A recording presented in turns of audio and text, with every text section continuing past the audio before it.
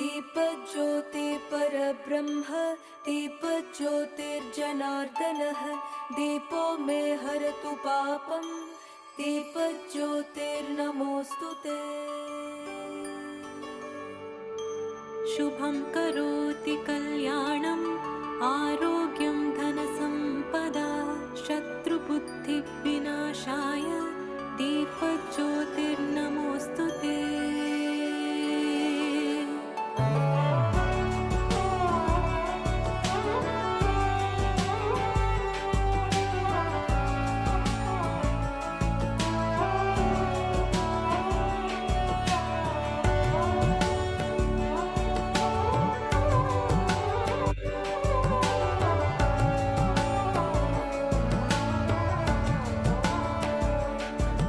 असतो मा सद्गमय तमसो मा ज्योतिर्गमय मृत्योर्मा अमृतं गमय। ॐ शान्तिः।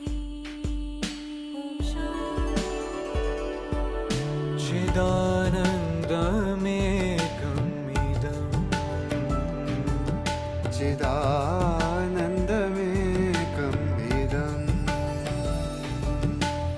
एकं शतनामम् अनेकं शतरूपम् अनाद्यम् अनन्तम् अपारम् चिदानन्दमेकं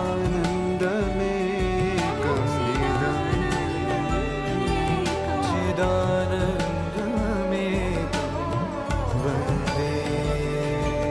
असतो मा सद्गमय तमसो मा ज्योतिर्गमय मृत्योर्मा अमृतं गमय। ॐ शान्तिः ॐ शान्तिः।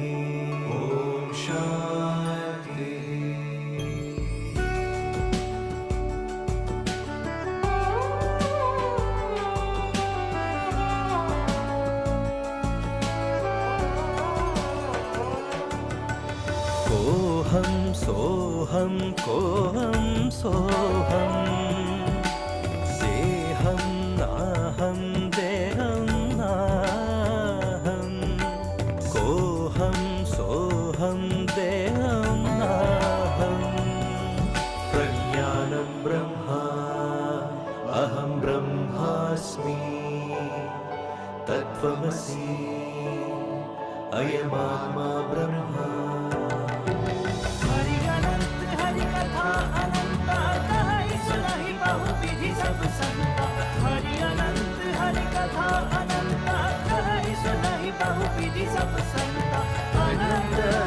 अनंत अनंत अनंत अनंत अनंत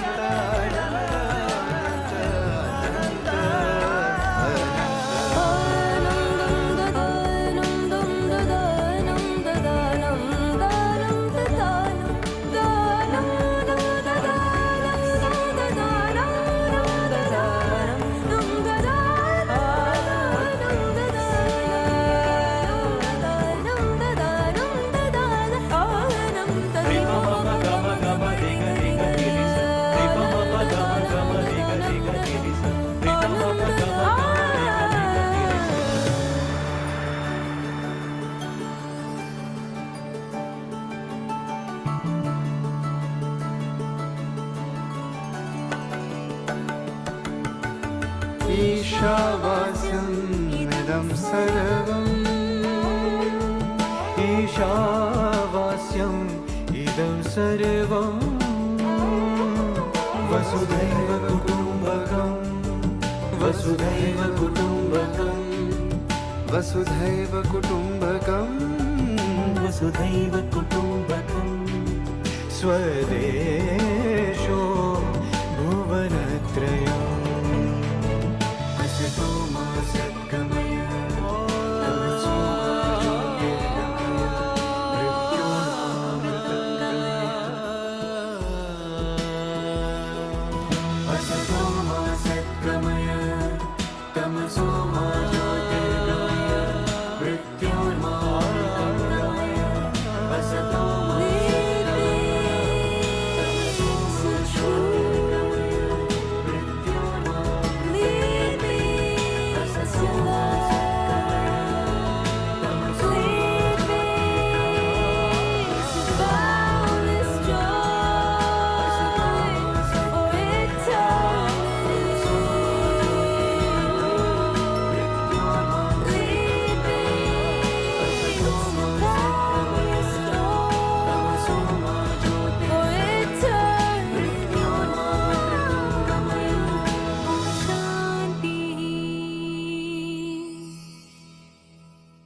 Namaskaram, everyone, and welcome to this kickoff of Hindu Heritage Month. My name is Abhimanyu Gupta, and I am a junior at a high school in Kansas, and I'm going to be one of your MCs today. My name is Siddhi Tantri, and I'm also a junior in high school in Minnesota. I would like to welcome you all to the launch of the 4th year of Hindu Heritage Month. Now, I would like to introduce Srimati Tejal Shah. Srimati Tejal Shah is a Joint General Secretary of VHPA and the convener of the Hindu Mandir Empowerment Council. We now invite Tejal Shah ji to start the ceremonies with the traditional Shankhnad and Deep Prajalan.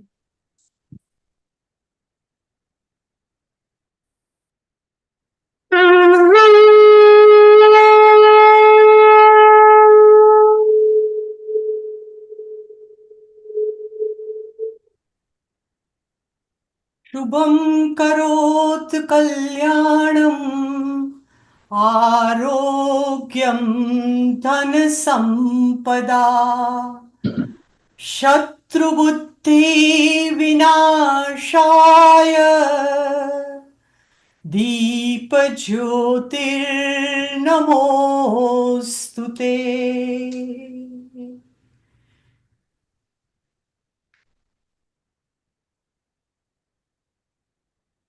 यं वैदिका मन्त्रदशः पुराणाम् इन्द्रं यमं मातरिश्वानवाहु वेदान्तिनो निर्वचनीयमेकं यं ब्रह्म शब्देर्न विनिर्दिशन्ति शैवाय ईशं शिवमित्यमोचन्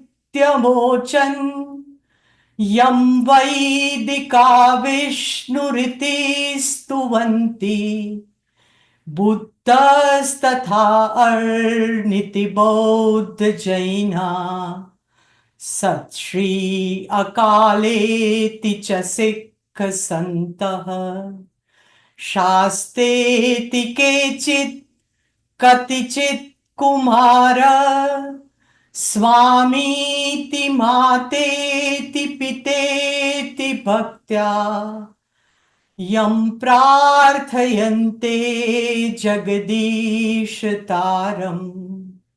स एक एव प्रभुरद्वितीय स एक एव प्रभुरद्वितीय विघ्नेश्वराय वरदाय सुरप्रियाय लंबोदराय सकलाय जगद्विताय नागाननाय श्रुतियज्ञविभूषिताय गौरीसुताय गणनाथ नमो नमस्ते हरिः ओम शांति शांति शांति नमस्कार प्रणाम Thank you very much, Tejal Shahji, for that beautiful Deep Prajalan. Now, I would like to introduce Dr. Jay Bansal, who is a scientist, author, and community leader with a keen interest in Indian history and in exploring the contributions of the Hindu civilization to the world. He currently serves as the Vice President of Education for the World Hindu Council of America, otherwise known as VHPA, as well as a member of its executive board and the governing council. In particular, he serves as the global coordinator for the Hindu Heritage Month. I now invite Dr. Jay Bansal to share his perspectives on this program and talk about its past, present, and future. Thank you. Thank you. Namaste and welcome to this 4th year of Hindu Heritage Month celebration. Over the years of working in the corporate and public life, I have come to one realization. Simplest ideas are sometimes the most fertile and most powerful ones. Hindu Heritage Month happens to be one such idea. She started in 2021. The idea behind Hindu Heritage Month was very simple indeed. October is a month where a lot of our festivals come together. Hindu community celebrates these festivals already, except that we do it either individually with our families, with our friends, or in small groups, or as isolated organizations. Why not give it a brand and ask everyone to share their celebrations with the world with the help of modern technology? With that simple idea, it is amazing to look back and see how far we have come in a matter of only 4 years. You see, in the very first year of its existence, we had more than 100 organizations join hands in the celebration, held close to 100 events around the US and Canada, and nearly half the states and numerous cities in the United States rose to issue formal proclamations. Statements praising the Hindu contributions to the society were read from the floor of the US House of Representatives, and for much, much more. Over the years, both the number of partners and events have grown steadily year over year. More importantly, our partners have come from many, many different countries around the globe. So it's really gone international. In 1 year, we had partners from all the way in the south and from New Zealand to all the way in the north in Norway. So 15 different countries had partners joining us in this celebration. Recognitions from political organizations also poured in during the month of October and well beyond it. Youth participation was another highlight that is very worth mentioning, and indeed it was an unqualified success. And this year, unbeknown to us, 3 different Hindu organizations from Mozambique in Africa have registered as partners. Clearly, the enthusiasm in the Hindu community for Hindu Heritage Month is palpable, and I think it comes down to a few simple things. Number one, the concept doesn't belong to anyone. Therefore, it belongs to everyone. In other words, it's truly a collective effort of a large number of organizations coming together with no one organization claiming ownership. Secondly, it is an open architecture. You can celebrate anytime during the month of October and beyond sometimes. Sometimes Diwali falls outside of October, so that's perfectly fine. And you can celebrate in the location of your choice and in the manner that you like to celebrate, as long as it is consistent with Hindu values. So, in other words, we have stumbled upon to a great model for Hindu community to come together and work towards a common goal. Perhaps we can find other ways to exploit this model as well. So, question is, where do we go from here? So I'd like to offer 3 or 4 points on that. Firstly, we have to grow. We have to grow in number of organizations becoming partners. We have to grow in the number of events and more countries. So we really like to make it a global movement. Success would be simply to exceed any numerical goal we set for ourselves. Second thing I like to mention is our events have to grow in variety. It's perfectly fine to celebrate our festivals, which we always do, and it's totally fine. But I think we also have to grow in the field of seva and hold events that connect Hindu values with solutions to today's problems. For instance, the value of ahimsa can be very easily translated into eco-friendliness. That's how we're going to show how Hindu values are relevant to the modern society and its problems. The third point I like to make is we must increase the involvement of our next generation. This inaugural program is actually a very good example of how we are trying to engage our youth in this movement. In the future, I would like to see our next generation take complete control of this movement and make it even more relevant to their generation. Fourth point I'd like to make is we have to grow our connectivity with our elected representatives. Hindu Heritage Month offers a great opportunity for us to do that we simply need to become a little bit more focused on.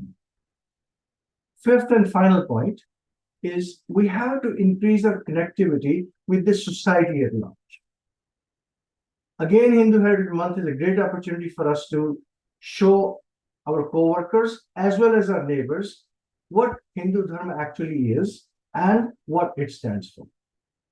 So with that, I would like to invite one and all to enjoy today's special program to kick off the month-long celebration of Hindu Heritage Month. Thank you very, very much. Now, it is actually a great privilege and an honor for me to introduce our chief guest. If you could kindly bring David Frawley ji. David ji, namaskar. It's wonderful to see you, and it truly is an honor for me to introduce you. Although I don't think you need introduction to this community. Hindu community at large knows you and your wonderful work. However, tradition demands that I say a few words about your background. So here it goes. So Dr. David Frawley is a Padma Bhushan awardee, and he's also known as Pandit Vamdev Shastri. He is a renowned Vedacharya and leading authority on Vedic knowledge, integrating yoga, Ayurveda, and Hindu philosophy in the global context.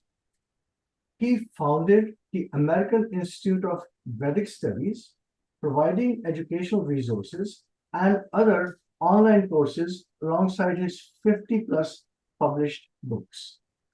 In 2015, as I said earlier, he received the prestigious Padma Bhushan Award from the Government of India for his contributions to Vedic education and Indo-American relations.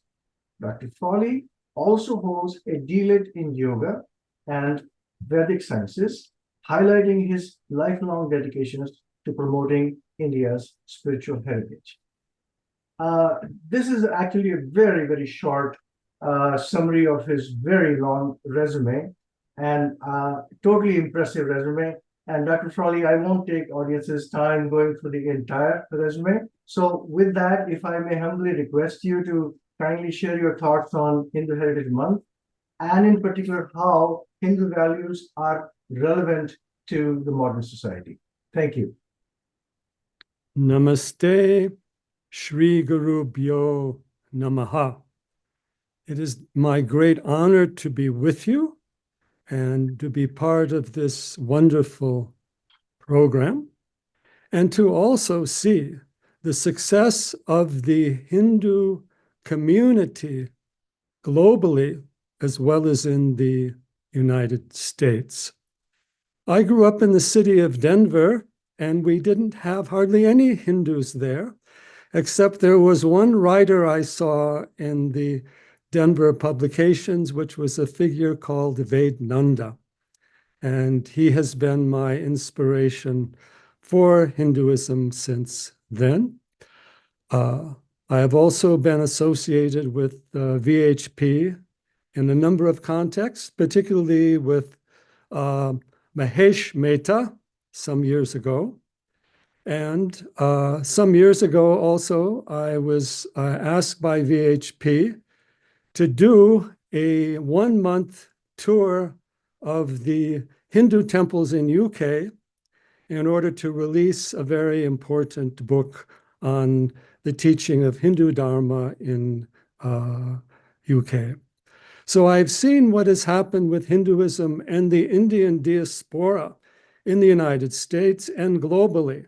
In fact, the Indian diaspora is the most successful diaspora in the world in terms of what it has provided to the countries in terms of education, finances, prosperity. You know, in the United States, it's all the high-tech, medicine, so many things. The Indian and more specifically Hindu community has contributed so much and continues to grow and flourish. And we also see that India, Bharat is rising, India is now economically coming to the top of the countries in the world as the fastest growing economy, great infrastructure development, and so forth.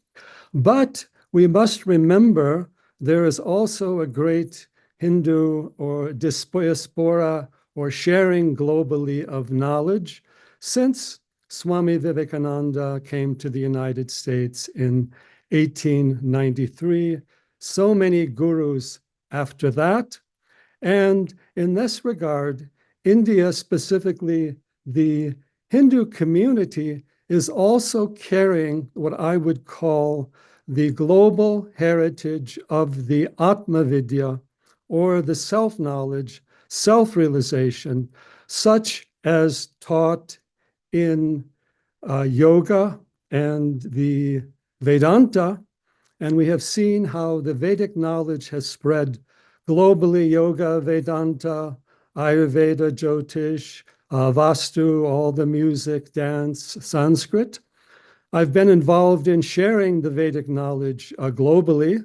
We have done programs throughout Europe, even Russia, South America, North America, and even to a great extent in India, where there is a revival of the Hindu culture and the Vedic knowledge and India's greater Bharati heritage.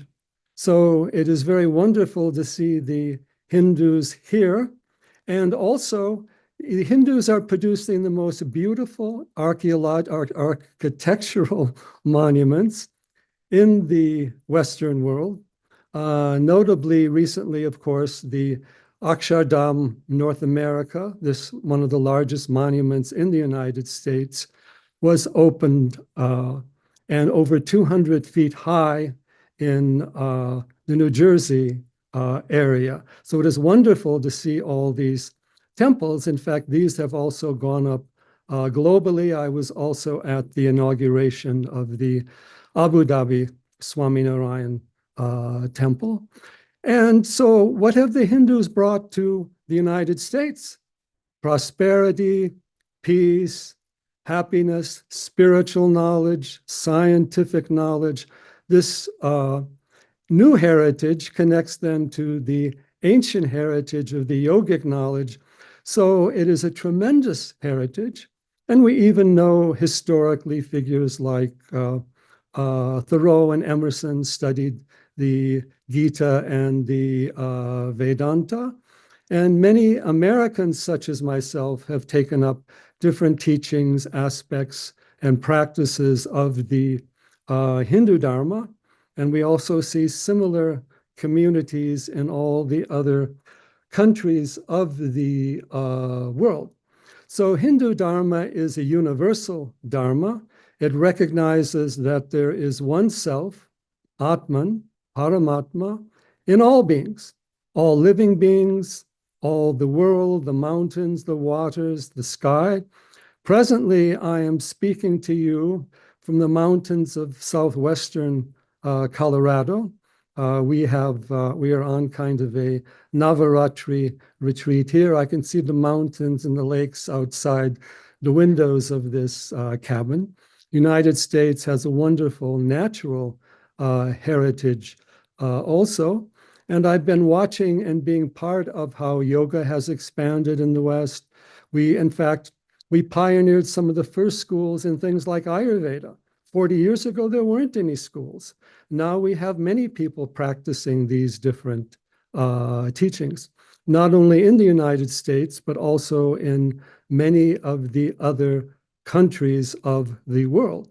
So the Hindu heritage is becoming the global heritage of the higher spiritual Atmic knowledge and the Vedic sciences that connect to the universal mind, the cosmic intelligence, so that we can harmonize ourselves to the entire universe. In fact, the Vedas say you contain the entire universe in your own heart, the Dahara Akasha, the small space.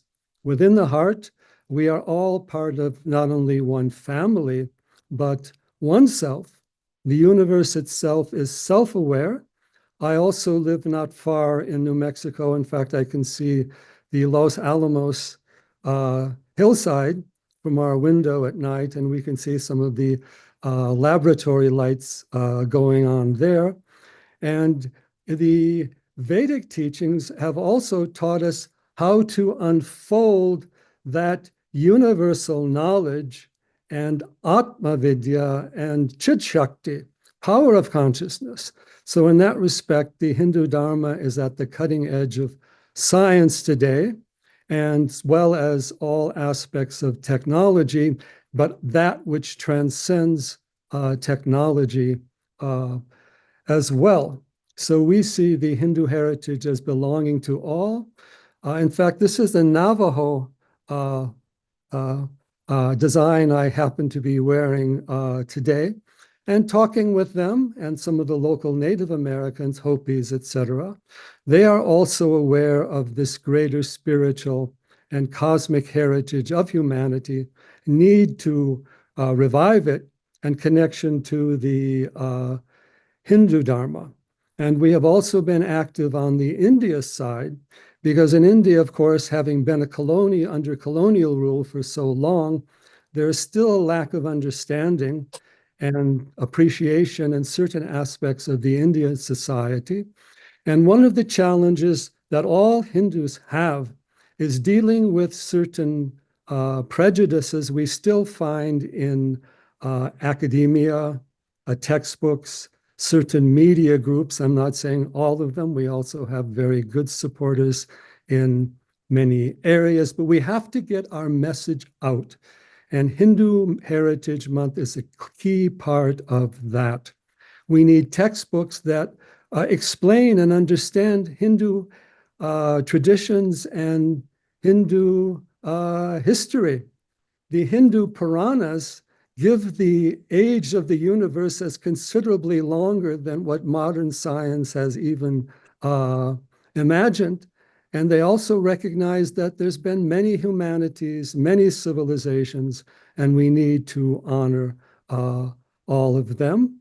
And in India today, we have a great global work of diplomacy going on with Prime Minister Modi, etc., and the Hindus reaching out to bring peace, knowledge, respect to all people and to all cultures, and to a greater ecological development as well.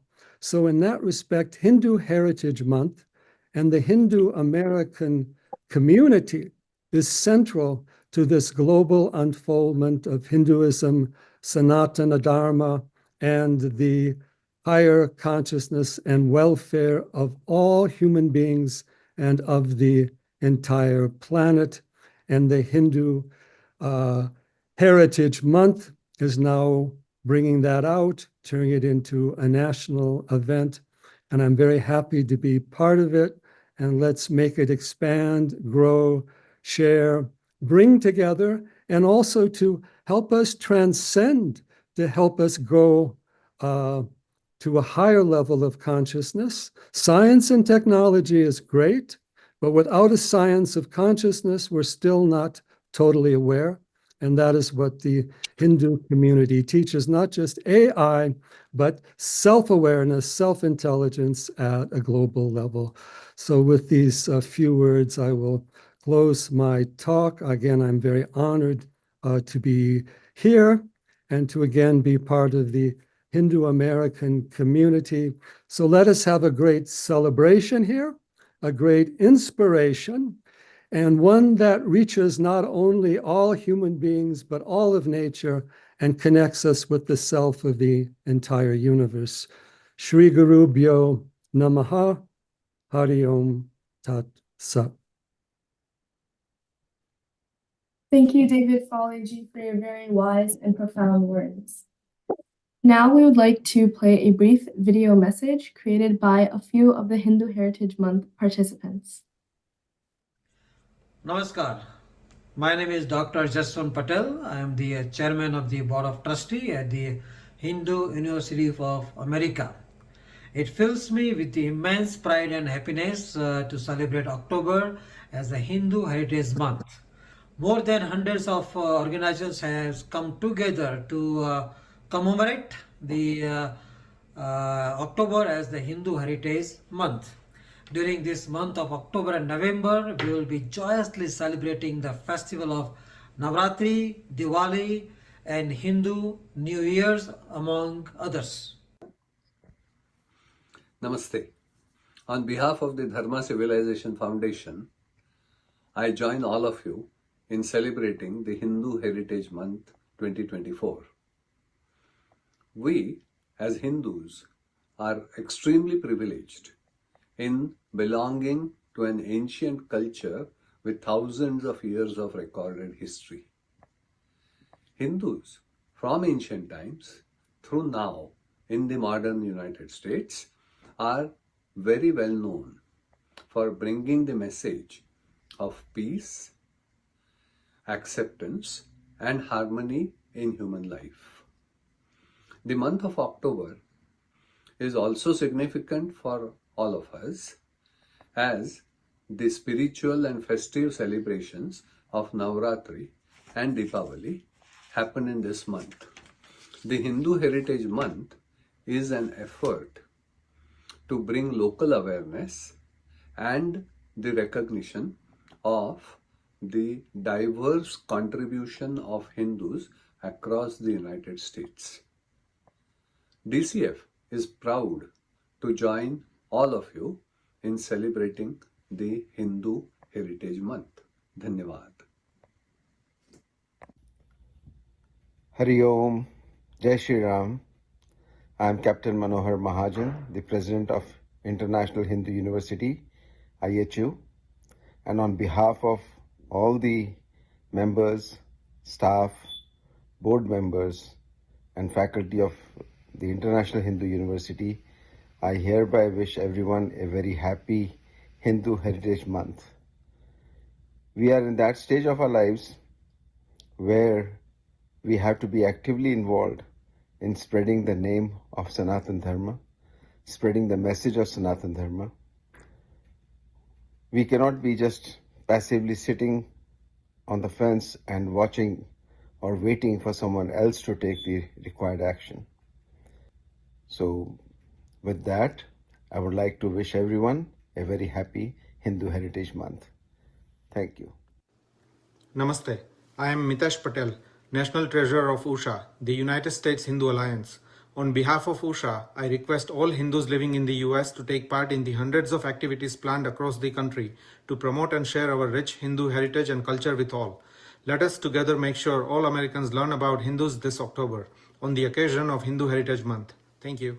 Next up for our program today, we are going to be doing a panel of speakers from various organizations who are going to be talking about their experiences with Hindu Heritage Month and what it means to them. I would like to start by introducing Dr. Ajay Shah. Dr. Ajay Shah serves as the president of the Vishwa Hindu Parishad of America. As one of the founding members of the Hindu Heritage Month, Dr. Ajay Shah will now share his thoughts on this important celebration of our shared heritage. Namaskar. When I was growing up, there was a tradition in our home, like in many other Jain Hindu homes, where a diya was lit every single day. Then a prayer would follow. It was a family's way of immersing in spiritual thoughts, unencumbered by mundane daily chores and seeking blessings for the day ahead. Then came the festival of Diwali. This inward silent prayer that we had every day became an outward expression. The diyas multiplied in numbers, and now they lit up outside the house. The darkness of the winter night gave way to joyful celebration and victory of good over evil. Of course, Diwali had just followed the 9 nights of joyful and public celebrations of Navratri and the Dashera. So we want to celebrate and share the best of our dharma and Sanskriti or culture that has to offer with the community at large. In India and countries with substantial Hindu influence, the dharmic tradition, culture, and customs, of course, need no introduction. The people of Pali already know what Diwali is, right?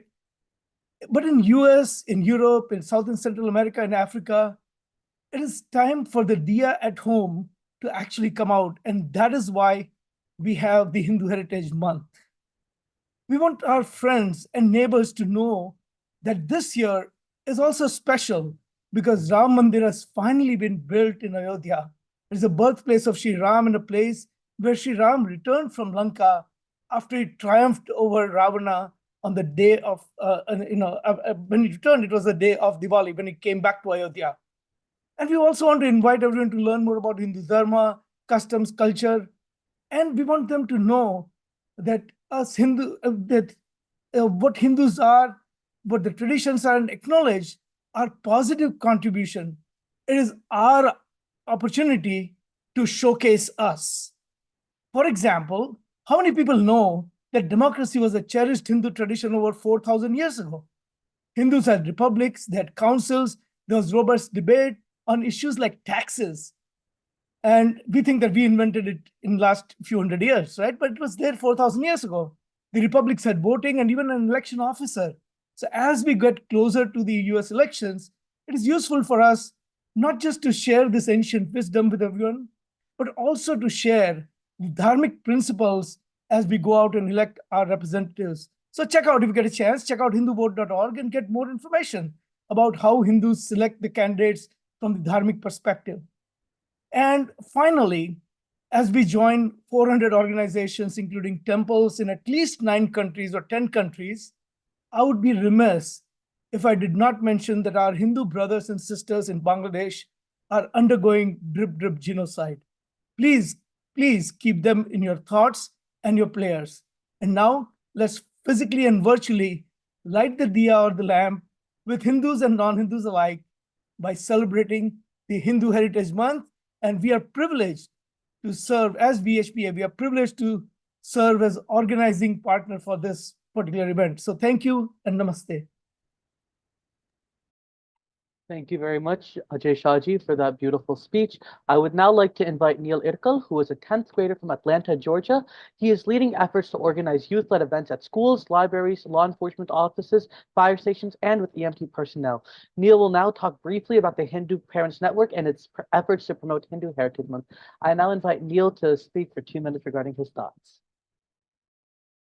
Okay. Namaste, everyone.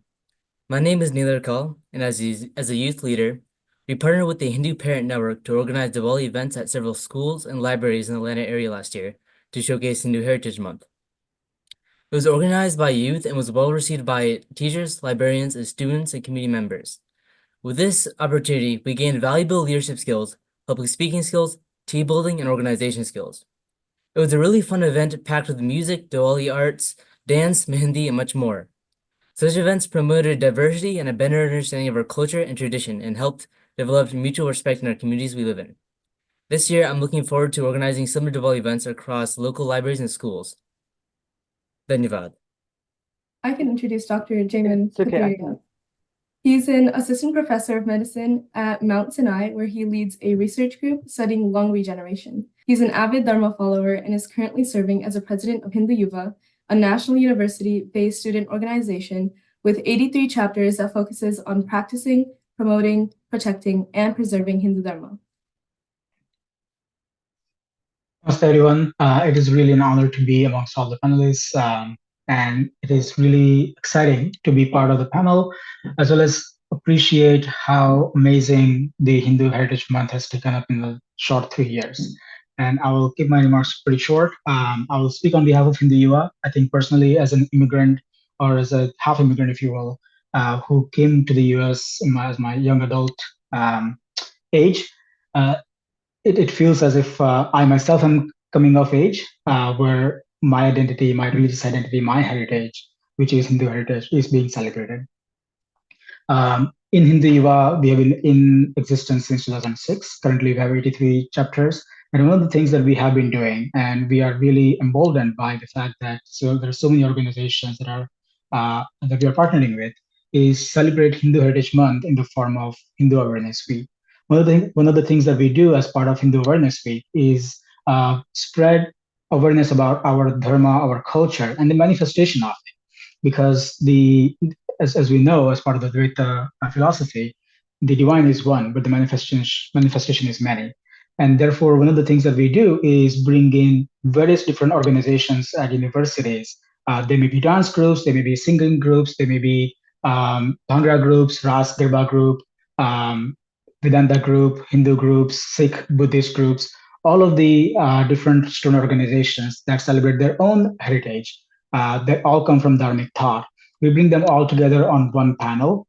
And as part of entire week, they put together their own events, showcasing the diversity that our collective 5,000 plus years of history and heritage shows up in our university campuses. And these events have been really I guess, confidence building for the student communities in the sense that the students now do not feel that they are there by themselves.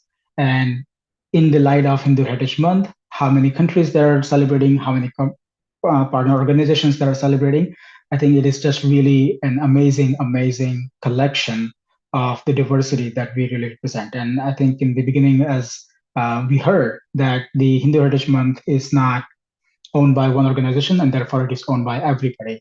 And I think in that particular frame of reference, the collective, the diverse celebrations of our existence, our contribution, and our being, as well as looking forward, our future, is really amazing. And on behalf of Hindu Yuva, I really thank the organizers, those who came up with the idea, and then those who made it open source for all of us to be take it as our own activity and make an impact.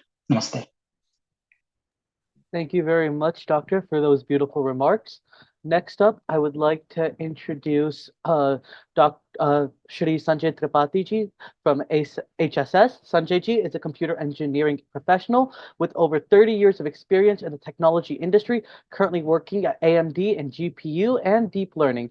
He serves on the board of AngioSafe and Pharmanova Group in Ghana. Active in community work since 2003, Sanjay is also the National Joint Executive Director for Hindu Swayam Sevak Sangh, HSS, USA. So I would please like to welcome him and ask him to give us a few remarks on this event. Thanks for organizing this event. So happy that you all have taken the effort to bring all of us together to celebrate the Hindu Heritage Month. In the recent time, Indian diaspora came to be noticed since 1998, I would say. And then Hindu diaspora has been noticed in America, at least in the last decade or so, roughly. So with our success in many forums, our challenges also have been growing. We are seeing growing vandalism in temples or textbook issues, caste issues. So we've been seeing all these things also have been growing. In that context, I think Hindu Heritage Month, it gives an opportunity to leave Hindu imprints on American people, American institutions, and American psyche. So we can think about as an effort to reach into the corporate offices where we are working, maybe celebrate Diwali over there. In our schools, we can have a session as a parent where we can go and speak into the classrooms. So we can think from that angle, going and talking about these programs. HSS, Hindu Swayam Sevak Sangh, has started Seva Diwali with the whole community effort. It's almost like Hindu Heritage Month, where we are trying to connect to the local communities. And at the time of Diwali, also leaving the thought of Seva as well also. Also, we can think about reaching to the elected officials, first responders, police, and leaving the message of oneness at the time of Raksha Bandhan, with this idea of Dharmo Rakshitra Rakshita. We all are there for each other. HSS has developed a lot of good posters and developed by the second generation youth, and they can be used to leave a good imprint in local libraries or city halls, college campuses. So think that as also as a resource to be used where needed as such. Yoga and Ayurveda remains, as Dr. Frawley was saying, an area where we have not done much, and a lot of things needs to be done. So we can think about as to what all things we can do. And as Rigveda's last suktam says, Sangachadvam Sampadadvam. So with the thought process, we all have come together to celebrate Hindu Heritage Month. And with that thought process, we can also think about how do we respond to some of the local or global challenges, whether it's a global warming to sustainability or global recession to economy or global terrorism to peace. Hindus have solutions to these problems which world is facing. But Hindus are not there into those forums where the discussions are happening. So how do we make sure that our youth is working hard to be in these places? We also work and make sure that our youth is there presenting these thoughts which are not only good for Hindus, for the good for the whole of humanity. So with that, I again thank for the organizers to organize it and inviting us to come and share these thought process. And with all the best, and let's just make sure that we use this time, this month, very effectively in spearheading the message about oneness, togetherness, working together, and leaving the good imprint, good values of Hindu thought. Dhanyavad. Thank you very much. I would now like to invite Ms. Arushi Ramakaji, who is a junior at UNC Chapel Hill, pursuing a biostatistics degree. She has been involved in Hindu Students Council since 2019, serving as the vice president of the High School Leadership Board and is currently the national director of education and awareness. She is also a classical dancer and singer, and is very passionate about inspiring American youth to express their heritage confidently. So it is with my great privilege I invite Arushiji to please give us a few remarks on this amazing occasion. Namaste, everyone. Sri Matre Namaha, Om Namah Shivaya. Thank you very much for that introduction, Abhimanyu ji. And I'm here on behalf of Hindu Students Council, which is one of the most widespread Hindu campus organizations and universities across North America. And I would like to thank the organizers of this event. As a youth growing up here, it's amazing to see an actual month being recognized for Hindu Americans, seeing resolutions being passed about it to lawmakers. Along with that, we see a lot of, while campuses still have the threat of epistemic injustice and a lot of Hindu phobia on campus, like it was mentioned at the HMEC conference, I'd like to give a shout out to some youth groups such as our Loyola and Rutgers chapters, which have successfully passed Hindu phobia resolutions and done a lot of Hindu phobia related events with allies as well. And I just feel like this is a very nice moment to also mention that the first day of Navratri is celebrated as the emerging World Bindi Day. So if we have trends of people wearing their bindis and tilaks proud because we have lost that, and kind of just continuing that through all of our chapters. I remember doing it with about 15 teachers at my old high school. So that is one thing that HSC is pushing, the bindi, wearing a bindi and tilak throughout the heritage months, because that is one very loud statement of our dharma. And really, we see this cultural part of wearing the nice lehenga and all of that, like really be common among brown kids. But if you really take that spiritual aspect and make that, public, I think that's a great way to take that back. We'll also have a lot of content that we are pushing out on famous Hindus. That feeling of you read the curriculum, we read about transcendentalists and Thoreau and all of this, and we're like, where's Vivekananda? Where's the influence of Vedanta on Schrodinger in their science classes? So I think really encouraging, well, there's a lot of organizations of parents doing great work to meet with teachers. We've seen in our chapters that when kids go and meet with the DEI communities in their school and you talk about this, they are very willing to listen, because a lot of times it's not people trying to vilify us. Some people simply are ignorant, and it's the system, the institutions that are kind of trickling down this colonial hangover to people who don't know better. So if we speak up, use your voice, say, this is where we are in history. As so many students are doing around in high school and college chapters, we can really reclaim this month and make Hindu Heritage Month, the most beautiful thing and kind of make up for all the atrocities and misrepresentations that unfortunately happened to us. And of course, while we are extremely happy about all the changes happening, we should not forget our Bangladeshi Hindu brothers and sisters. I know a lot of organizations, including HSC, are still going to try to put up more awareness and content around the refugee situation, especially this being a time of Navratri. Let us not forget the plight of the daughters there. So I hope that we all come together and remember to unfortunately remember the not so great things happening and use Hindu Heritage Month as a way to uplift Hindus who cannot speak up for themselves. Thank you so much for allowing me to speak on this panel. I would like to give a brief round of applause for all the hardworking Hindu students in HSC and other Hindu orgs who are doing an amazing job hosting festivals, hosting Hindu phobia panels, resolutions, conferences, even among times where there's a lot of Hindu phobia rampant. Thank you so much to the people who've organized this. Jai Mata Bhavani, Om Matre Namaha. Everyone have a wonderful Navratri and thank you for your continued support of Hindu students. And I look forward to working with everyone to decrease Hindu phobia and protect Dharma.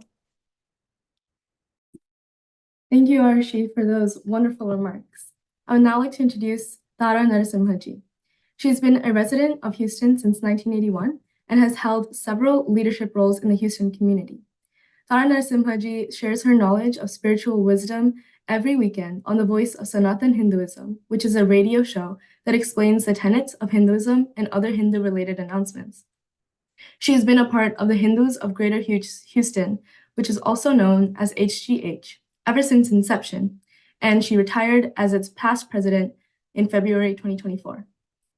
Namaste, everyone. Good afternoon. And I'm so happy to join you all here today to see the heritage as inheritance and the important significance for celebration of this.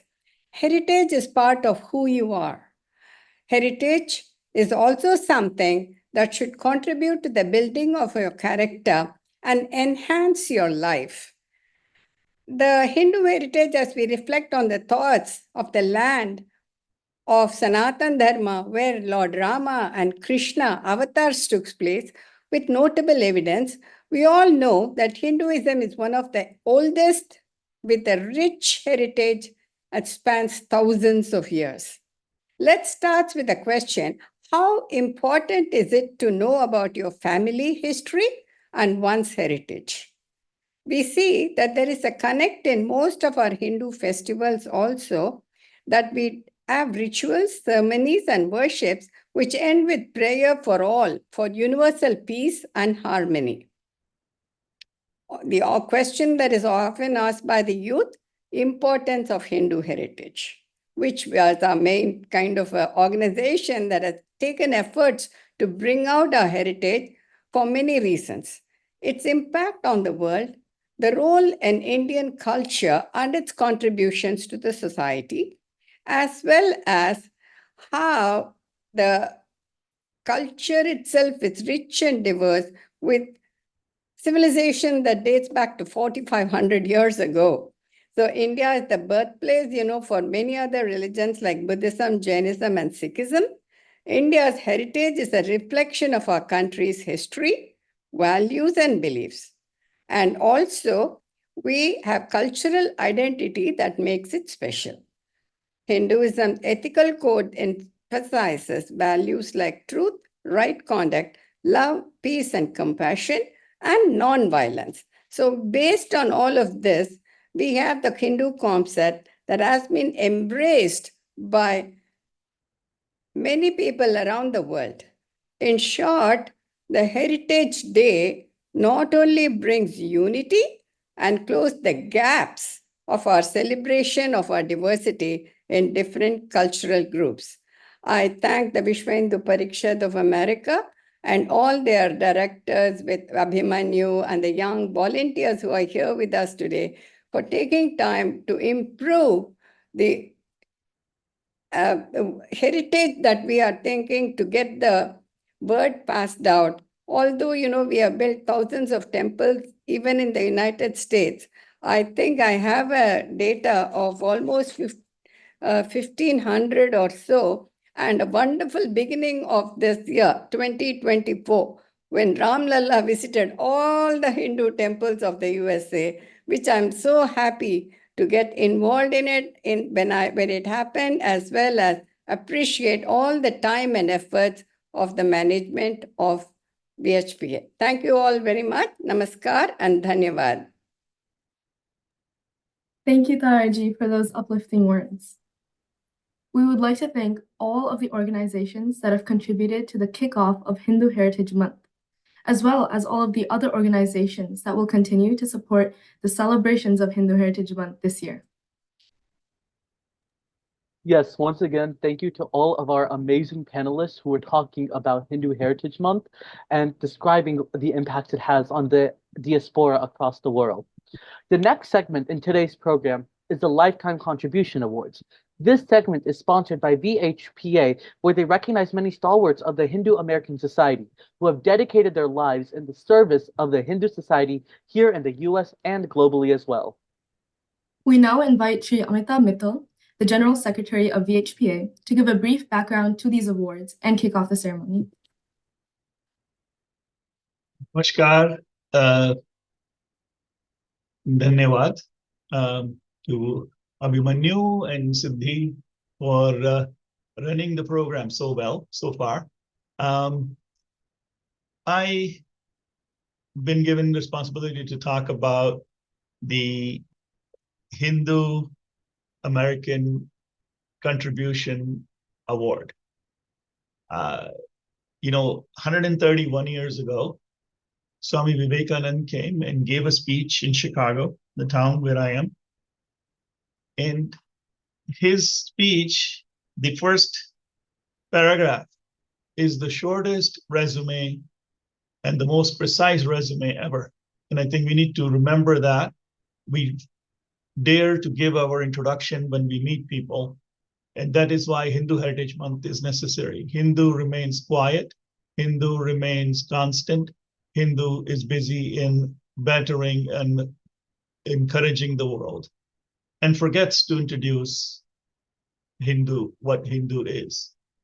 Swami Vivekananda gave in his speech very short and sweet introduction.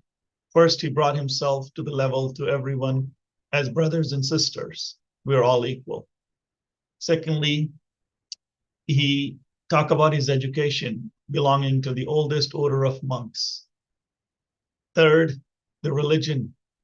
He thanked the world in the name of Mother of Religions, because Hinduism or Hindu Dharma is the mother of religions. It gives birth to religions. It is a ever-evolving philosophy. And the people who have contributed immensely to the cause of Hindu, VHPA began to recognize them last year. So I've been given responsibility to introduce two recipients of this year's Hindu American awards. And the first award is going to Dr. Manohar Shinde. He is not here to receive the award, but Dr. Manohar Shinde is a PhD in psychiatry and teaching clinical faculty of University of California, Los Angeles, and USA School of Medicine at the Institute of Contemporary Psychoanalysis. He also served as a medical director in many institutions and is retired after 29 years of from 29 years of private practice in Glendale, Los Angeles. Dr. Shinde is community leader with an extensive track record of philanthropy, service, and impacted thousands of people.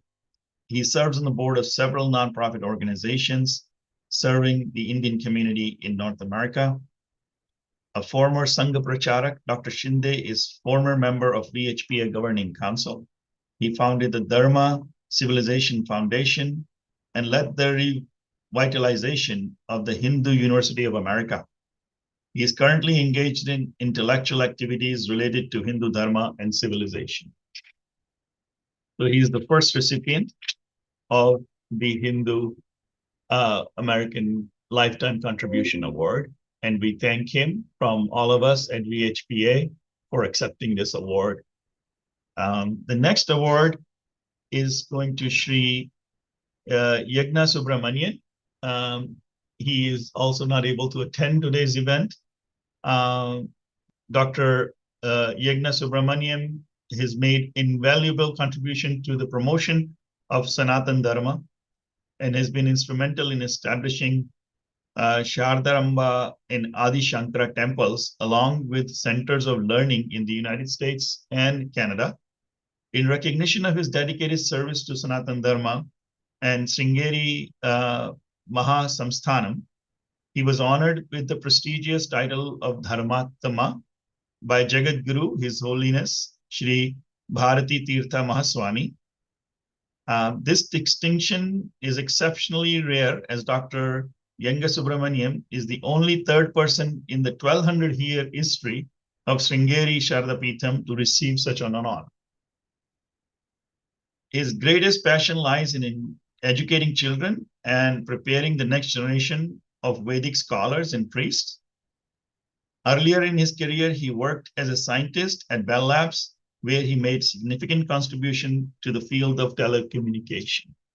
And I'm going back to my original point that Hindus are constantly busy working for the betterment of the society at large, and we don't introduce ourselves. So if anybody wants to introduce who is a Hindu, please take the speech of Swami Vivekananda, and you can freely use the first paragraph to introduce yourself. I will pass it on to Gaurang Vaishnavji, a ex-general secretary of Vishwa Hindu Parishad of America, to take on and continue with the award ceremony. Thank you. I would like to introduce next recipient of this award.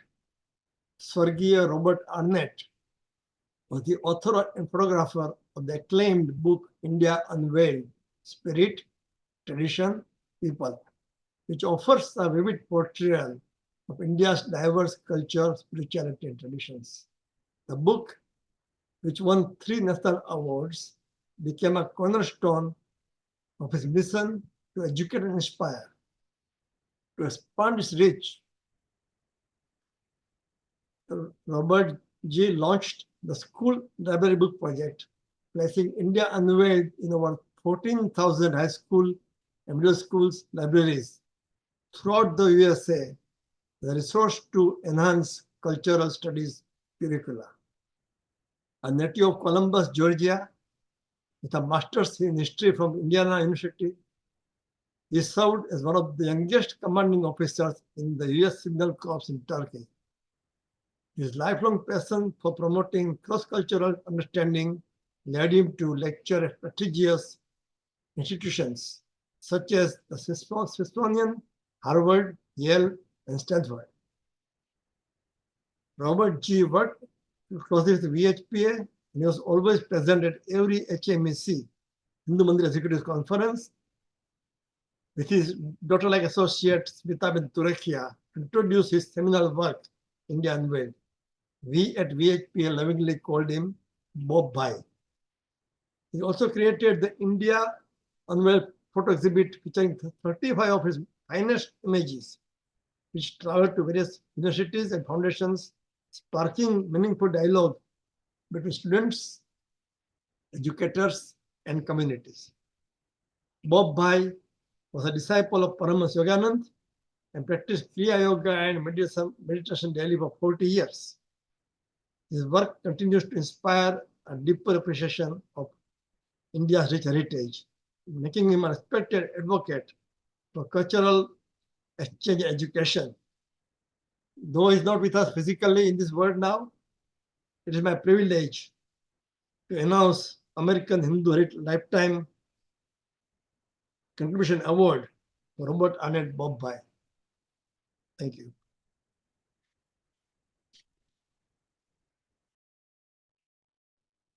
So I'll move on to the next recipient of this award, Sri Ramesh Patel. Ramesh Bhai Patel is a true cornerstone of VHPA. Joining it in 1971, just a year after its inception. His energy and dedication fueled VHPA's rapid growth. He played a key role in youth camps, bal vihars, and major conferences, always giving his best with unwavering enthusiasm and courage. Known for his selfless service, Ramesh Bhai has supported countless families in distress. When no trained priests were available, he learned on his own and began performing last rites and other rituals in Connecticut. For over 40 years, he traveled across multiple states, even in other countries too, conducting ceremonies at his own expense, donating every dakshina to VHPA, thus raising thousands of dollars for the organization. Ramesh Bhai is indeed a Seva incarnate. I had the privilege to work with Ramesh Bhai shoulder to shoulder for more than 30 years. Ramesh Bhai's unwavering commitment made him a respected figure and a household name in the community. He also served as Joint General Secretary and Vice President of Seva. Ramesh Bhai resides in Berlin, Connecticut, with his wife, equally supportive wife, Manjula Behan. He is blessed with 2 sons and several grandchildren. I'm very happy to announce American Hindu Lifetime Contribution Award for Ramesh Bhai Patel. This is Ramesh Patel. After 45 years of service of Hindu community, looks like my work has already become mature. So therefore, that is why it is really matured. Thank you very much all. Hello, I am Manjula Patel, Ramesh's wife.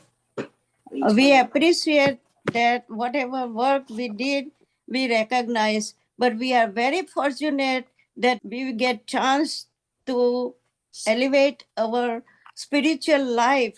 So we were very thankful to God that God has given us opportunity to serve this through society to help ourselves.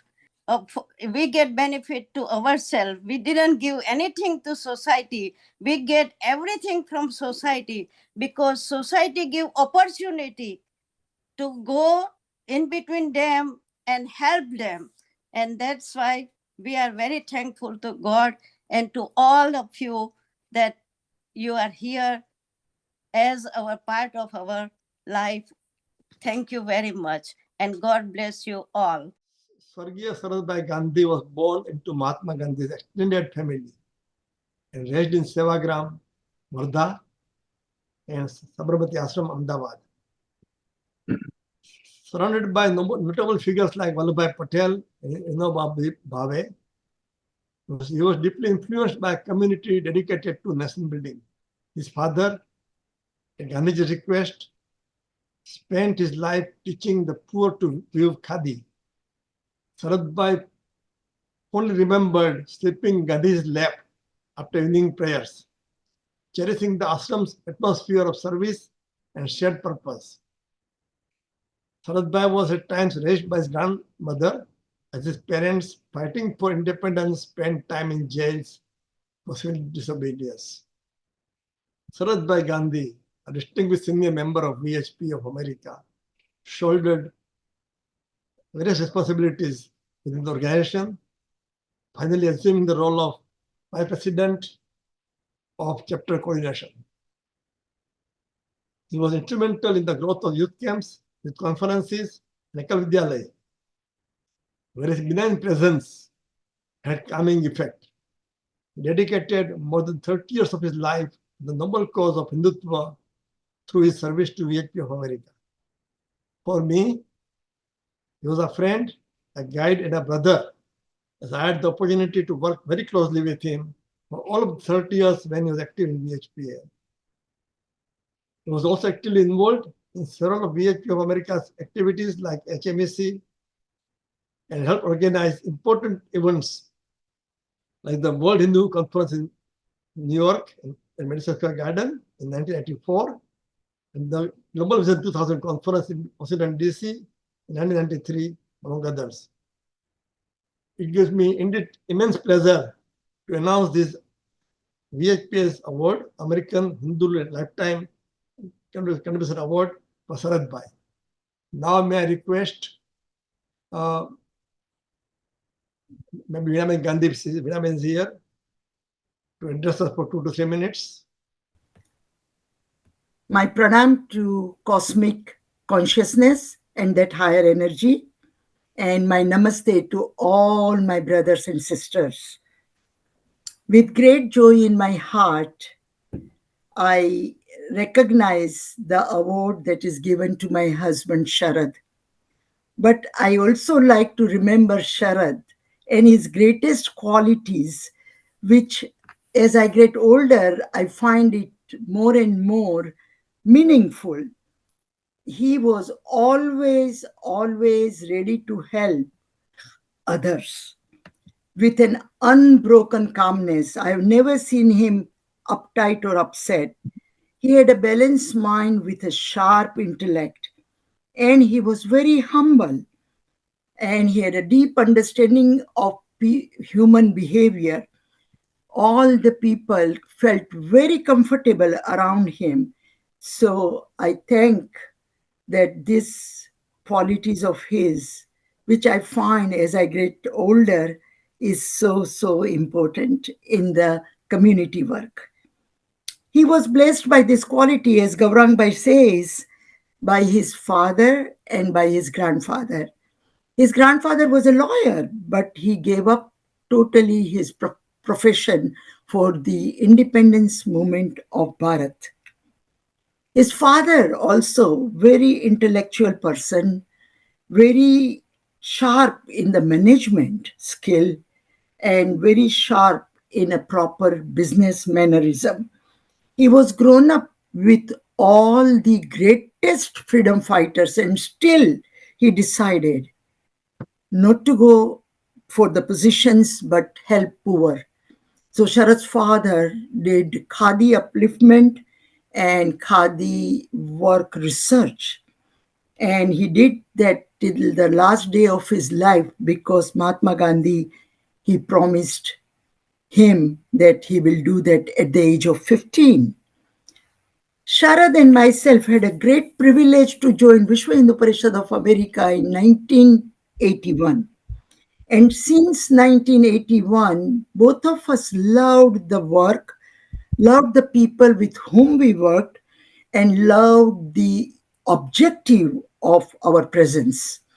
We incessantly worked, especially the 4 major conferences we attended and took bigger responsibility were first, World Hindu Conference outside Bharat was in Manhattan in 1984.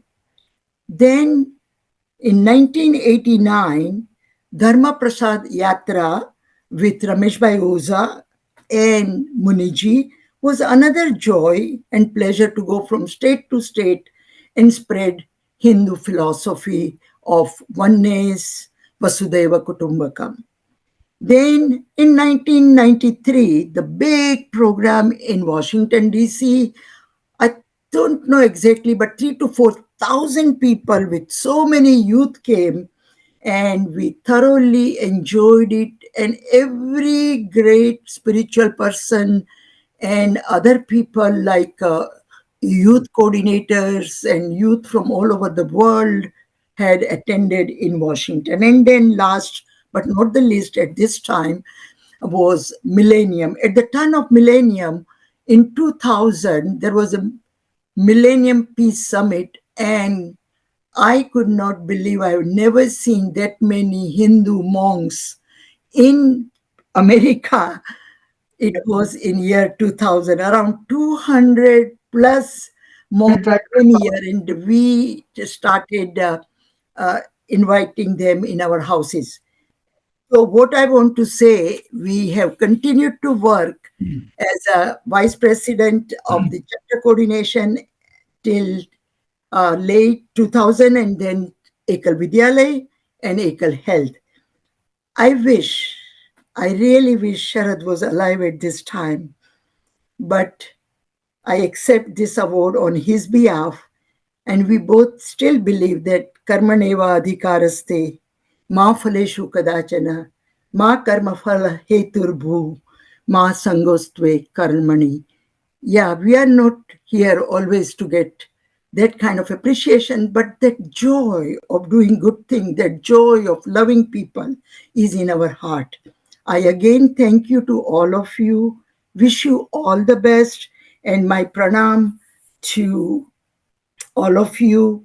And with this, remembering Sharad again, um, I thank Vishwa Hindu Parishad of America, and I don't know whether to thank that for that reason for award, but I thank the activities they do. And thank you again for this beautiful award that I remember, and I'm sure he is watching wherever he is.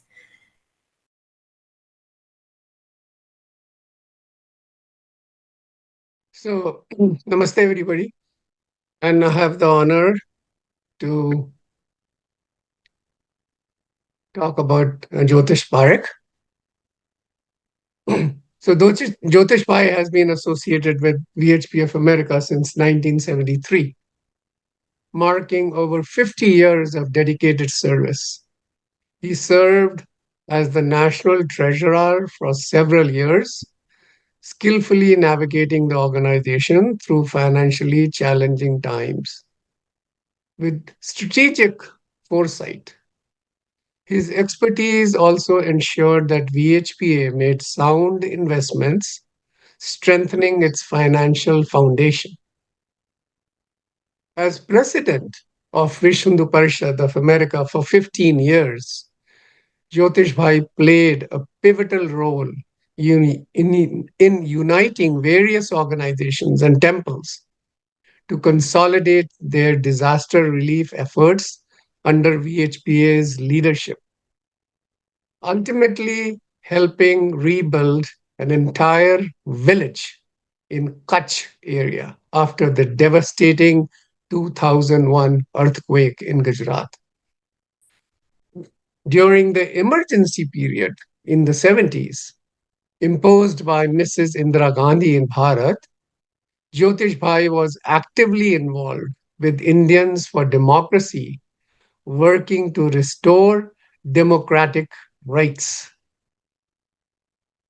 Now, as an aerospace engineer, he's retired, and Jyotish Bhai dedicates his time to studying the principles of Brahma Kumari movement.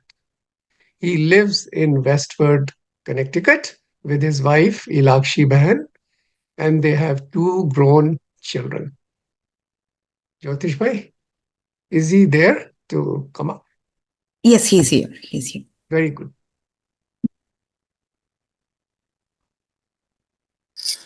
Namaste. Thanks the organizers for selecting me for this very nice award. As Abhijit mentioned, Vishwa Hindu Parishad has been in existence for a long time, over 50 years, 54 years to be exact. And it was my privilege to be with Vishwa Hindu Parishad of America right from the beginning. As Abhijit mentioned, for 17 years I was a treasurer, and then almost 15 years I was president.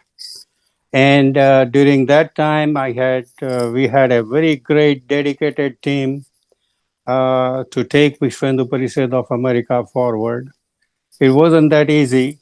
Very many challenges were there, Under those extreme situations, the entire dedicated, committed team continued to work, and it has made an impact. Uh, Officers, adhikaris from Vishwa Hindu Parishad Bharat, officers from RSS, and many in Bharat have said that 10,000 miles away, the efforts of all of you in America has inspired us, and really that has kept us going with our struggle. And over 50 years, because of the work, a lot of change and transformation in the society has been observed. Now, 50 years of long history, over 50 years is a remarkable thing for any organizations, especially in challenging time. And the team of dedicated, committed workers, they had only one thing: selfless action for the noble cause, for the Hindu noble cause. And that kept us going. And we work not to get any kind of results, not for name or fame. That is our that was our teaching, and that is how we work. And completely selfless action, no names, no kind of fame or any other thing. That is why our work was based on the inner joy, the karma yoga, uplifting ourselves spiritually, not just for the work, but it was a karma yoga, and spiritual upliftment was our motive.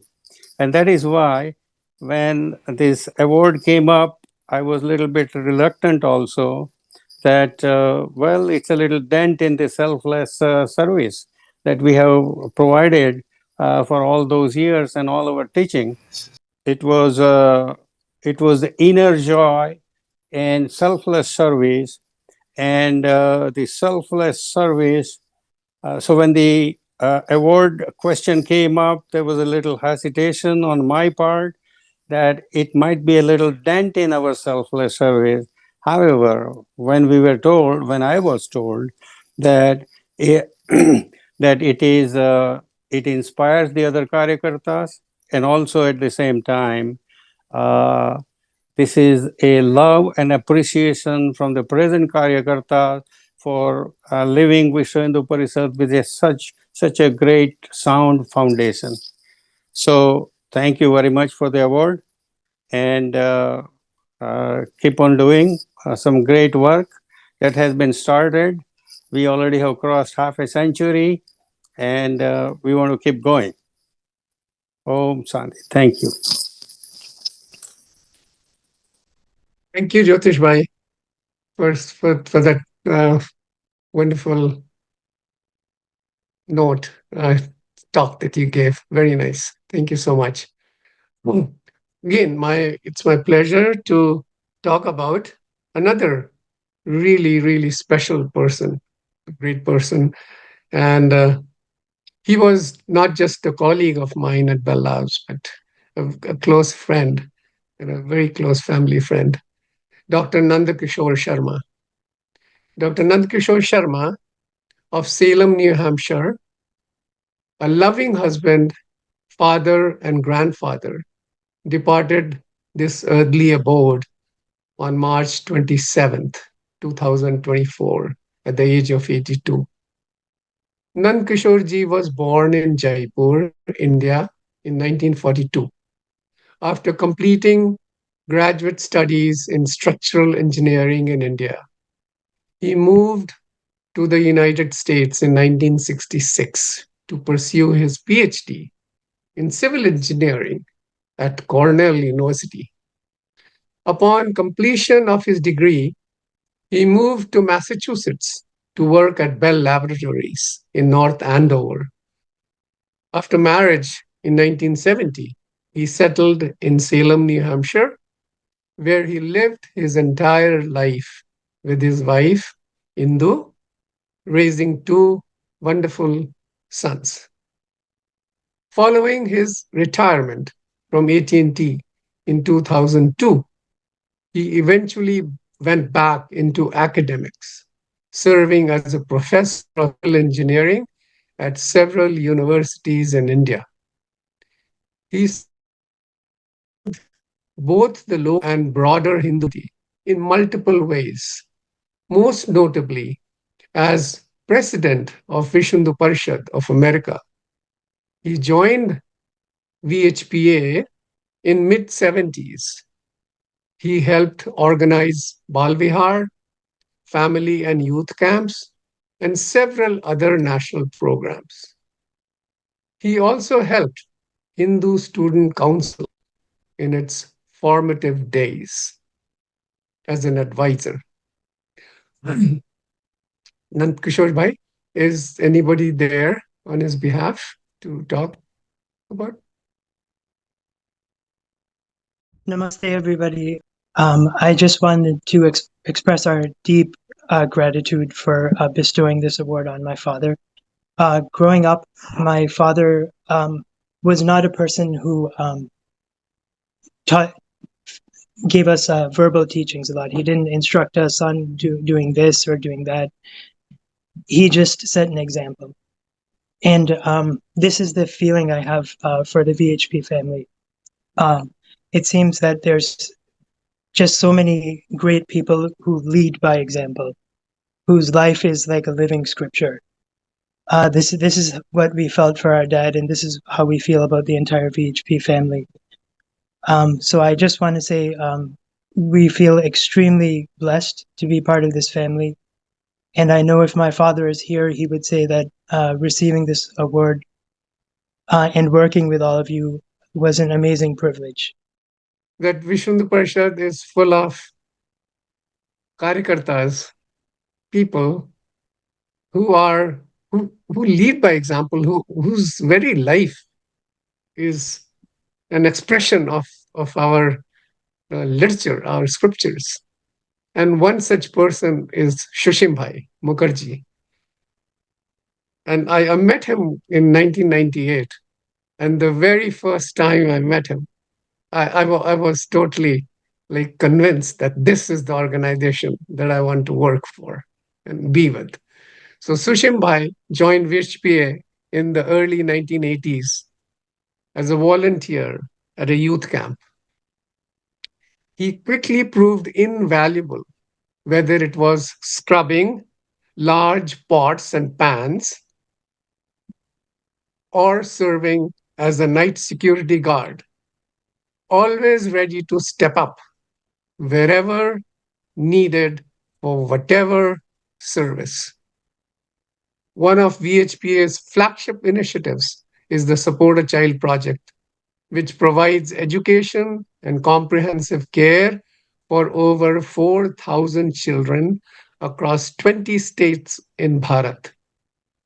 And Shushim Bhai was instrumental in launching this project in 1985, drawing inspiration from a visiting Swami from Kolkata who was caring for 5 destitute children in his ashram. He led the project for several years, helping it grow into what it is today. Additionally, Shushim Bhai served as the resident office manager at Vishnu Parishad of America's New Jersey office for 2 years. An engineer by profession, Shushim Bhai currently lives in Delaware. Shushim Bhai, if you're there, please come on. Yes, I am here. That I thank all of you very, very much for selecting me for this award, but I assure you, I'm one of the least qualified one. Now, uh, I just heard that about the Support a Child program. Yes, it got started, and I really got that started right in 1984, I believe. And I ran that until perhaps 1993, 1994. At that time, we were supporting 750 children, and there was nobody else really to help me at that time. And at that time, so many funny things happened. I used to call all over the United States, and if you remember in those days, they were all long distance calls. And a lot of those people used to tell me, the Shushimbai, call my brother in law. He's going to support one if you push it. So that's how all these things started flourishing. Now, the other thing that I really feel very good about is the program that I ran with for the priests' education that was in India. It was Ashok Singhal who wanted me to be there. So I left my job here and went to Bharat. And I tell you, that was one thing that I really got done all by myself. I really feel very good about it. Starting from writing the syllabus, who is going to teach, what to teach, who will be the student, who to hire, who to fire, everything was done by me. Now, what was good by doing all these things was I had 35 students. We used to start our program at 6 in the morning until 10 at night, every day, except Tuesday. Now, out of those 35 students, quite a few students are working as priests in this country. One or two in Canada, and I know one of them is in the UK.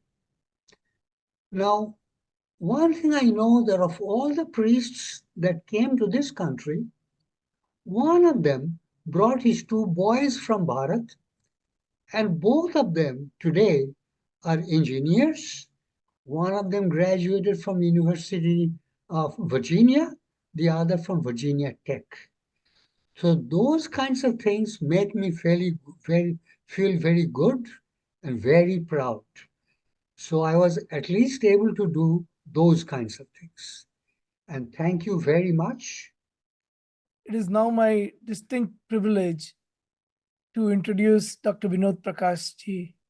So Dr. Vinod Prakash ji and his wife Sarla Prakash ji, Sarla ji, established IDRF, which is India Development and Relief Fund, intending to provide grassroots assistance to India's marginalized population.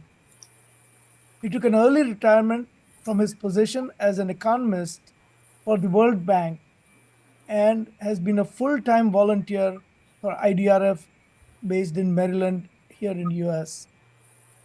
IDRF is a public charity, 501c3, which empowers marginalized communities in India, Nepal, and Sri Lanka to break this cycle of poverty.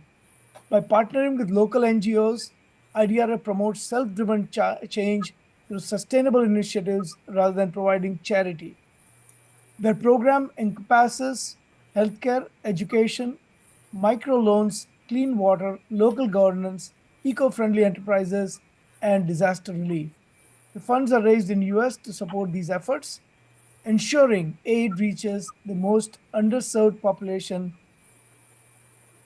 I mean, personally, I've seen how Vinod Prakash ji navigated some of the most difficult times in the IDRF history. This, even in recent COVID challenges, the pandemic, IDRF raised close to in a couple of years. IDRF raised close to $10 million and helped out those who were in dire needs. Despite of him being over 90 years old and having lost his eyesight due to medical negligence, he remains actively involved in all aspects of running IDRF, including interacting with donors, meeting NGOs, evaluating project proposals, and all of that. I cannot be more uh, proud of the fact that I actually got to know Vinod Prakash ji, and he has accepted this honor. So with that, Vinod ji, please do come online and say a couple of words.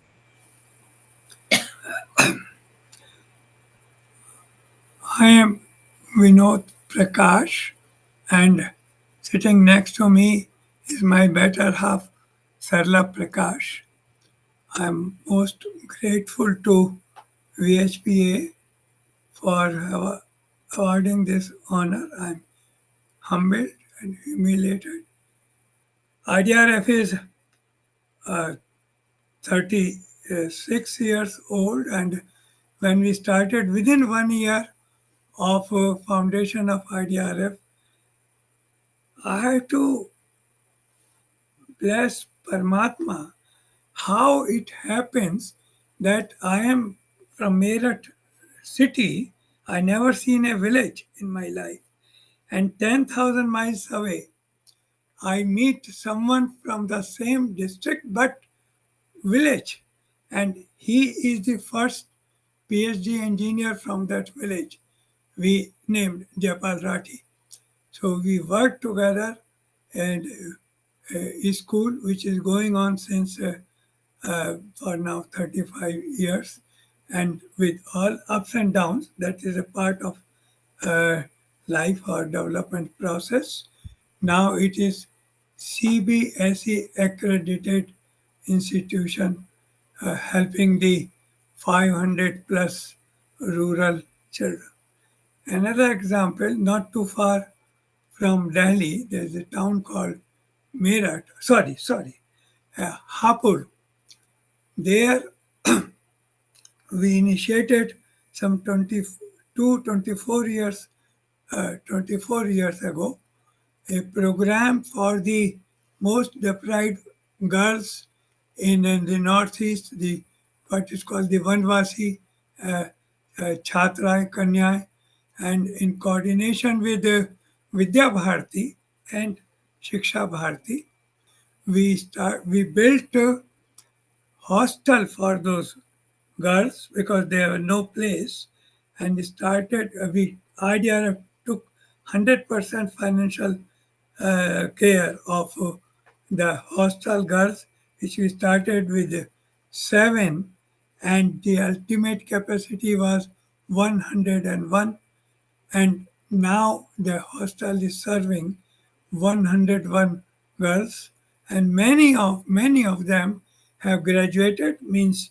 passed 12th grade UPSC examination, and some have even graduated, and they are leading a very meaningful, purposeful life.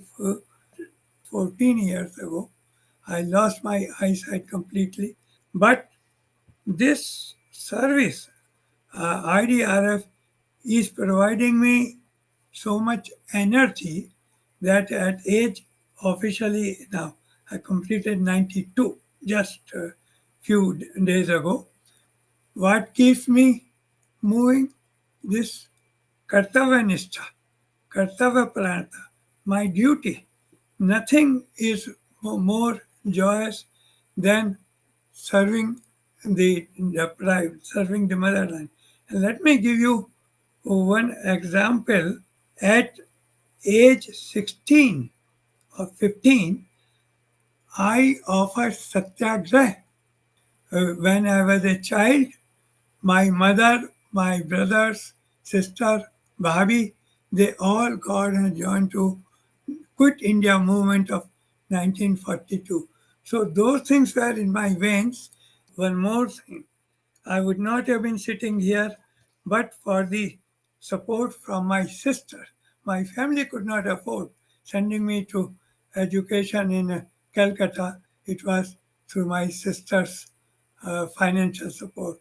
And I'm grateful to everyone and each one of you and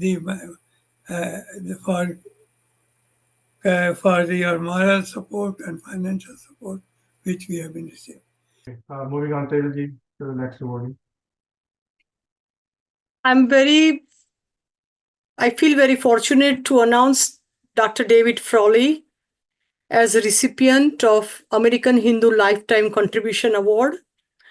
Dr. David Frawley, also known as Pandit Vamadev Shastri, is a renowned Vedacharya and leading authority on Vedic knowledge, integrating yoga, Ayurveda, and Hindu philosophy in a next global context. He founded the American Institute of Vedic Studies, provided providing educational resources and online courses alongside his 50 plus published books. In 2015, he received the prestigious Padma Bhushan Award from Government of India for his contribution to Vedic education and Indo-American relationships. Dr. Frawley also holds doctorate in literature in yoga and Vedic sciences, highlighting his lifelong dedication to promoting India's spiritual heritage. Vamadeva received a Pandit Award as a part of the special Brahmacharya Vasishthaji Yearly Award in Mumbai in 1994. His role as a Pandit and a Vedic teacher has been honored by many groups in India. This includes BAPS, Arshvidya Gurukulam, and the Chinmaya Mission. Such traditional title as a Pandit and a Vedacharya implies having a written and taught on the four Vedas and Upanishads, which Vamdeva has done in his many Vedic books that include original translations from Sanskrit, starting with the most ancient Rig Veda. Dr. Frawley's work in India was honored in the book of Mind, the Mind of Guru, Conversation with Spiritual Masters, that is Viking India 2003, which featured 20 modern teachers, mainly from India, with a foreword by the Dalai Lama.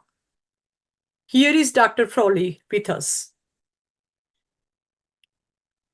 Namaste, Shri Gurubhyo Namaha. I am very honored to be with such a distinguished group of those who have done lifelong, dedicated service, work, and inspired so many in all these different fields and actions that they have done. I've been more just a teacher or a scholar. I haven't always done that degree of service, but I'm very happy to be with all of you. And I have a long connection also with VHP. One of my first teachers, Dr. Balavashta in Mumbai in the 80s, was very close with RSS and VHP and was also my main Ayurvedic teacher. So I know he is very happy today. And because of this is also the year of Ram Mandir, I also think we need to honor Ashok Singhal of the VHP.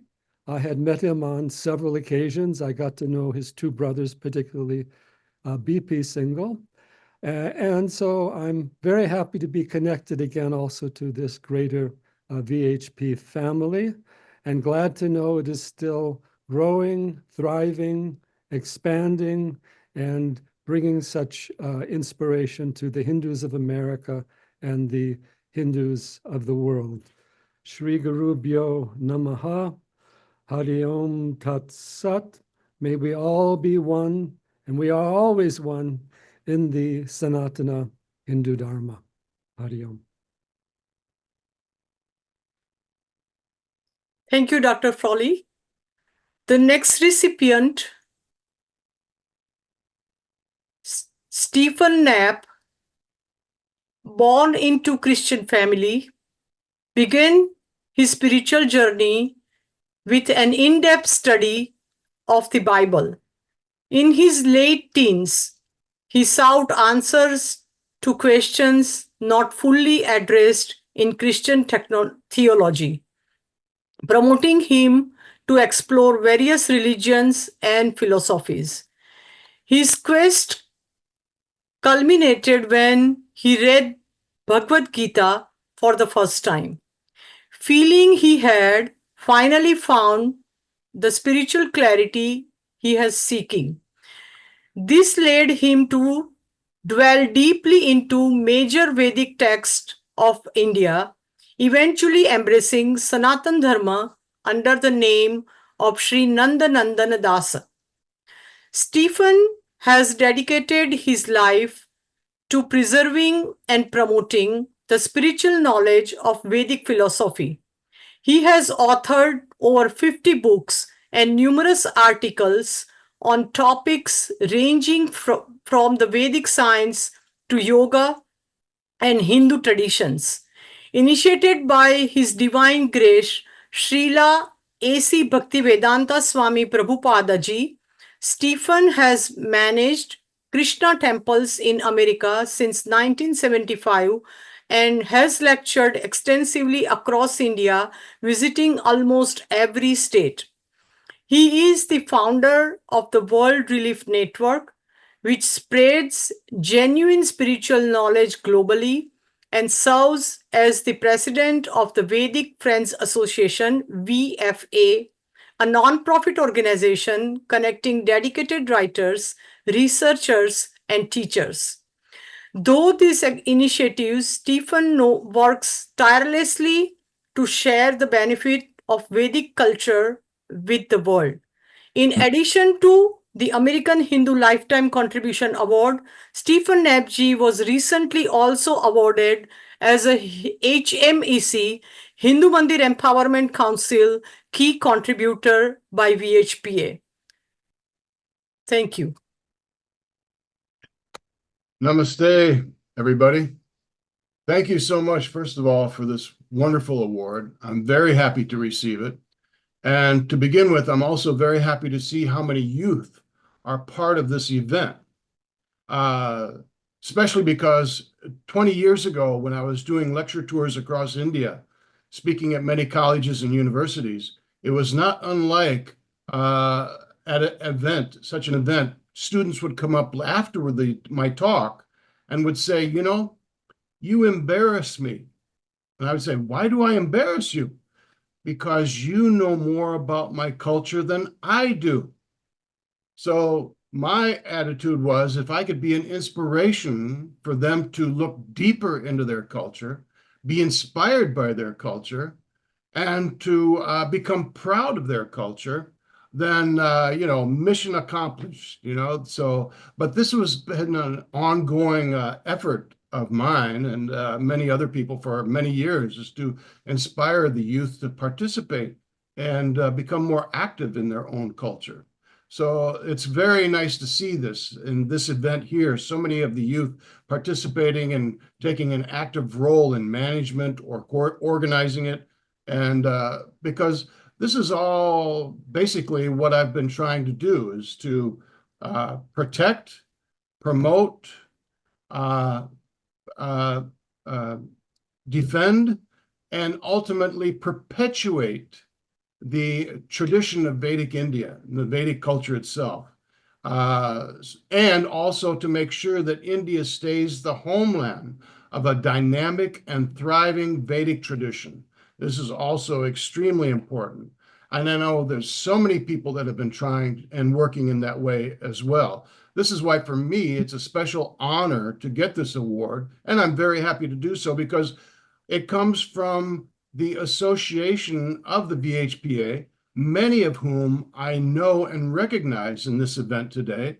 You may not have remembered me so easily, but I remember you.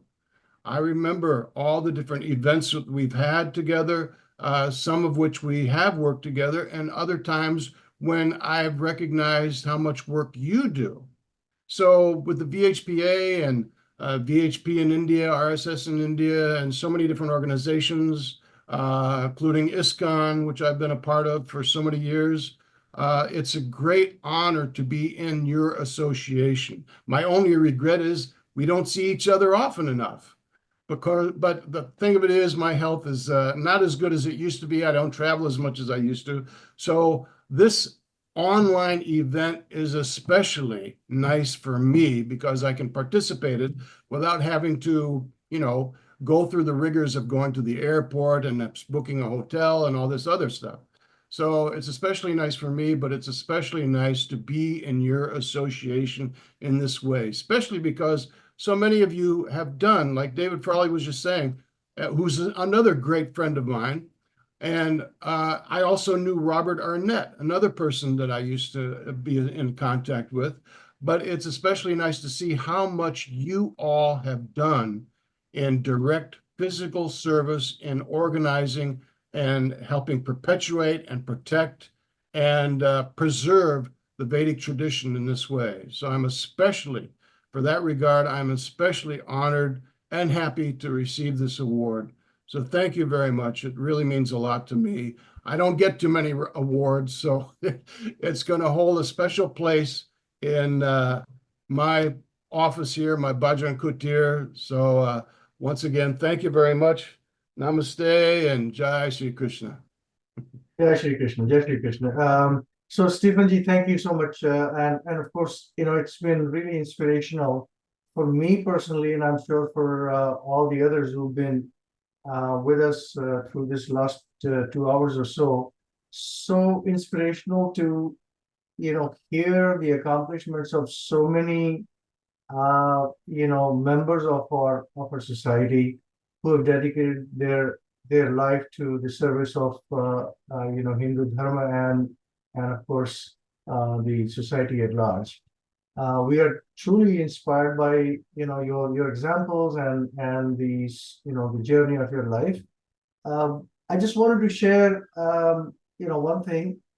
We didn't have an opportunity to mention that each of our honorees that we brought on the screen today we will be sending out a plaque, and I just want to share what that plaque looks like very briefly. It'll just So this is what the plaque looks like. It's mounted in a nice base. Obviously personalized with their names and offered with gratitude from Vishwa Hindu Parishad of America. So we'll be sending the plaques to all the honorees very soon, as well as a shawl with the VHP motif on it. So I expect that in the mail in not too distant future. And once again, thank you for all your service and the wonderful work that you've done. Before we give control back to our two young MCs, I'm just truly blown over by how wonderfully they have conducted this program. I would like everyone here to join in thanking these two young students who just taken very simple directions that some of us gave them and made this program entirely their own and conducted with such a panache and just such tremendous confidence. So thank you, Siddhi. Thank you, Abhimanyu, for doing such a wonderful job. When I look at you, I don't want to tell you what I was doing when I was at your age. I certainly didn't have half the courage that you and the confidence that you have. And I probably couldn't speak as confidently and clearly on public stage that you two are doing. So, my personal thanks, but of course, thanks from the entire community. With that, over to you to close it out with your own style. Thank you. Thank you. We just wanted to once again congratulate and thank all of the recipients of the Lifetime Contribution Awards. We want to thank you once again for your selfless and awe-inspiring work towards Sanatana Dharma. We'd also like to extend our thank yous to the chief guest, Dr. David Frawley, to all the panelists who presented amazingly today, and most importantly, to all of you, the audience, who took time out of your busy schedule to join us for the celebration of Hindu Heritage Month. We will now conclude this session with a prayer about universal peace and unity by Abhimanyu Gupta. Thank you, Siddhi, for that. And once again, as she stated, thank you to everyone in the audience and thank you to everyone who helped make this event possible. If we can all join our hands together and just pray for world peace. Om Sahana Vavatu Sahana Bhunaktu Sahaviryam Karavavahai Tejasvinavadhitamastu Ma Vidvishavahai. Om Shanti Shanti Shanti Hare Om. Let there be peace everywhere in this world, and now let us be the beckoners of that peace. As the beginning, as Hindu Heritage Month this year begins, let us remember the purpose and the reason that we started this month. Thank you very much, everyone. Namaskar.